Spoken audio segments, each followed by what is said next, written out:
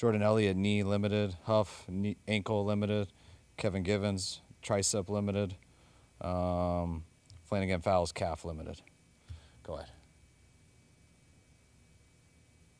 What's the latest on Ricky Pearsall and his practice window and kind of where he's at both physically and mentally? We're not going to open it up this week. Why not? I just don't feel he's ready to this week. What have you seen from him physically as he gets ready, just as he prepares and what kind of looking at get back on the field? I don't really watch the guys rehab and stuff. I just get reports on it, talk to the guys. I know he's really close, and when he's good to go, himself and the medical staff will be pumped to have him back. Ricky's a hell of a player. Is the shoulder still problematic at all? No, it was fine before he got hurt.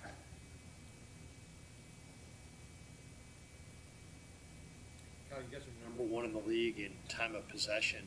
Is that by design, or is that just the way it kind of shook out so far? I mean, you always try to do that, but no, it's just the way it shook out. Clay Davis window is open. It is open, yep. How soon do you think he may be able to help you? Hopefully this week. We'll watch him this week, see how he does, but would love to get him up. You talked about Christian and third downs and all that, and even without him, statistically, you guys are still doing well with third down conversions.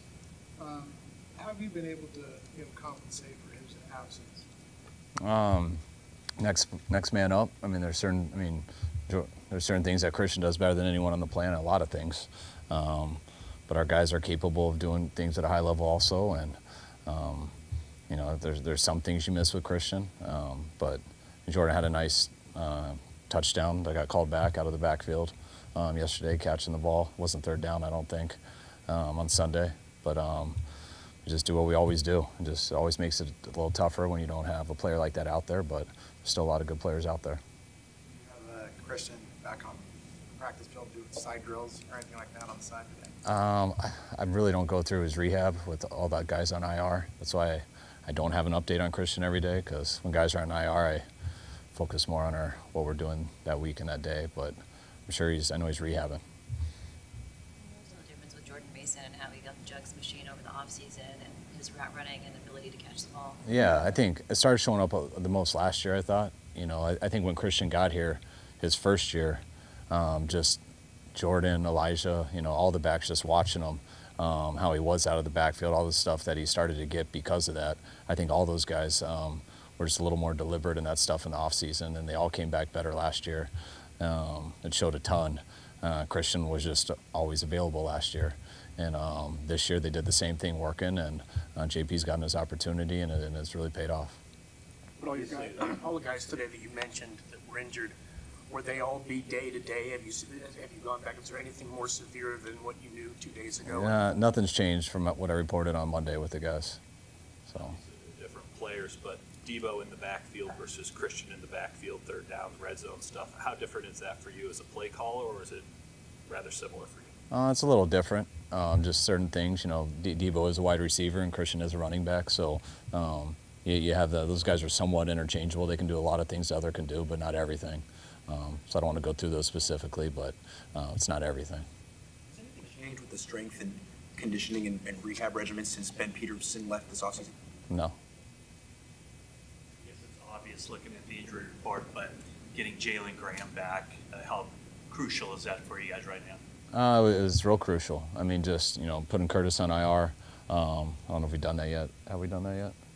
All right, yeah, doing that, and then guys getting banged up with Fred, D. Winters, even Flanagan Fowles. So you need enough guys in the building to be prepared for, depending on what happens through the week. And when you are banged up, you definitely got to be prepared for that. And it's always nice to have a guy who's been through our system, who knows everything. And Jalen was a guy we didn't want to lose. He was a hard guy to let go. We were really hoping to keep him on practice squad, but AP stole him, so we had to steal him back. Outside of last week's loss, Arizona has played closer games this year. What have you noticed about them now versus last year? I mean, they're similar into last year, and just I think they're very well coached. I think they play extremely hard. The way that, defensively, the way they swarm to the ball. I think the biggest difference this year is, they have Buda out there who's healthy. We got to play him at the end of last year, but he missed so much time throughout the year last year. And having Kyler back, such a huge difference. They've added some receivers. I think Michael Wilson's a stud. Him just being healthy in his second year and adding the new receiver in Harrison and their tight end. They got a really talented group. They're coached well, and I think they're going to be a problem for people throughout this year. Goes on it in the game. How much will the fact that you play again on Thursday factor into what you do with some of the injured guys? Not much. I mean, just today, I talked to the team. We got 2 games here in the next 8 days, so we got a lot of guys banged up, and the heat the way it is today. So we're taking some stuff off guys today. Probably would have done that regardless, but knowing we're playing another one in 8 days, definitely made that decision easier. When things get close to Sunday, you always think about that stuff, but usually if they're all right to play that Sunday, you rarely say, hey, no, let's not do it this Sunday, let's wait till the next one. And if they're not all right to play, then they're usually not all right to play the next one either. Last year, but how much different does he look now this season? He just looks so much more comfortable. I thought he looked really good last year when he came in, just watching their offense, seeing him in that new scheme for the first time. I think you got to sit back and watch other guys do it. And then him coming in, you could tell he really consciously tried to play within the confines of the offense, and which was different to see just how the scheme was before. And then always when he isn't playing in the confines of the offense, how he can be is the scariest guy in the league. So Kyler's always played at a pretty high level, and when he's healthy, and he's doing that right now. Schedule previously? Yeah, more off schedule. Just the style of it. This one, it's similar to a little bit of what we faced last week. With the Cleveland background of offensive scheme and everything, and just watching him get in there and operate it after watching Dobbs and some other guys operate it earlier in the year. You could see, he's going to always put his wrinkle on everything, but you could see he was really taking coaching and playing within the scheme, and when it was time not to, doing what he does as good as anybody in the league. Said last week that Fleury was talking about Juszczyk and saying he's the most clutch guy on the team, but he has a clutch gene. Who was saying it? Kittle said Fleury said this. Gotcha. All right. But anyway, is there something to that? I mean, is there just a level of confidence that no matter the situation, whether it's just an assignment or making a catch? Yeah, I think Kyle's one of the more poised, clutch, or the game's not too big for him people I've ever been around. I mean, ask anybody. I don't care how good your hands are, but just to get thrown in an NFL game and go catch a punt isn't very easy, especially when we're telling him all he's got to do is fair catch it. Kyle doesn't. He's very confident. He wants to take his opportunity to try to earn that job and try to break tackles and go after it. But, I mean, I think if you guys think of Kyle over the years, anytime you throw to him, he always makes the play. He's so big off schedule. Brock always finds him when plays break down. And Kyle is just, whether it's practice, games, he's always the same. Nothing's too big for him. Where do you see on the return depth chart now after that return? He'll be starting the rest of the year. So. Return that? No, I didn't.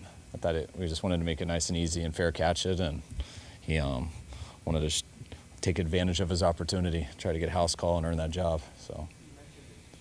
These are both division opponents. How crucial is the stretch against division opponents, considering if you win, you can kind of push Arizona a little farther and get yourself up and get ready for Seattle? Yeah, anytime you have divisional games, it's huge, especially when you have 2 games in 4 days. Just how quick that goes. I mean, the record can go from really good to really bad. It happens fast, so you don't start thinking about that game now, but it's in the back of your head, just how the 2 games before we get a break. Everyone loves getting that break. No one really loves playing 2 games in 8 days, but if you tell anyone you get 3 days off after it, everyone's pretty excited about it. So we got a big one this week, and as soon as that's over, we'll be right on to the next one. How do you see the competition for that running back 2 position? You mean the behind a JP? Taylor hasn't gotten any carries yet. Guarendo's got 7. Do you still view it as a competition? Is Guarendo the 2 and Taylor's the 3? Yeah, I think Isaac's gotten more of the 2 shares. I mean, we've been rolling with JP. We're not splitting series or anything, but when JP needs a rest, we've been throwing Isaac in there. But have no problem putting Patrick in there either. He's done a hell of a job for us. Both need to help us out a big time on special teams, and especially with running backs, you got to always be ready for the next man up. All right, thanks, guys.